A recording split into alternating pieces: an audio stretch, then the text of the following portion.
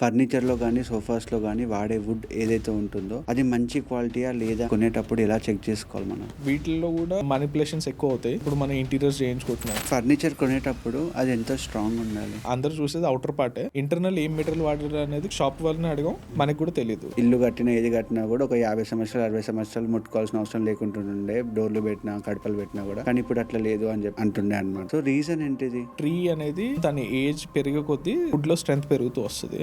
ఇప్పుడు తన ఏజ్ తక్కువ ఉన్నప్పుడు మనం కట్ చేసేస్తాం. ఇప్పుడు దాంట్లో స్ట్రెంతింగ్ తగ్గిపోయింది, అది వీక్ ఉంటుంది. పుష్ప సినిమాలో చూపిస్తారు కదా స్మగ్లింగ్ శాండిల్వుడ్ది.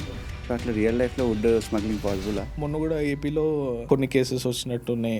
శాండిల్వుడ్ స్మగ్ల్ అవుతుంటే పట్టుకున్నాయి కేసెస్. ఐకియా లాంటి కంపెనీస్ వచ్చాక డిఐవై ప్రొడక్ట్స్ కి చాలా డిమాండ్ పెరిగింది కదా. ఫర్నిచర్ ప్రోడక్ట్స్ ఎక్కువ సేల్ అనేది ఏం తగ్గలేదు. అందరూ వెళ్ళేది డెకోర్ ప్రోడక్ట్స్ పర్చేస్ చేయడానికి లేదా 99 రూపీస్ ప్రోడక్ట్ చూడడానికి వెళ్తున్నారు, అంతేగాని కన్జ్యూమర్స్ కూడా ఆ ప్రోడక్ట్స్ అనేది సూటబుల్ కాదు. అప్పట్లో పెళ్ళి అవుతుంది అనగానే డీసీఎం నిండా ఫర్నిచర్ నింపించేవాళ్ళు. సో ఇప్పుడు చూస్తే మాత్రం అట్లా ఫర్నిచర్ కూడా ఒకటి ఇవ్వట్లేదు కదా. సో దానివల్ల ఫర్నిచర్ బిజినెస్ మీద ఎలాంటి ఇంపాక్ట్ ఉంది?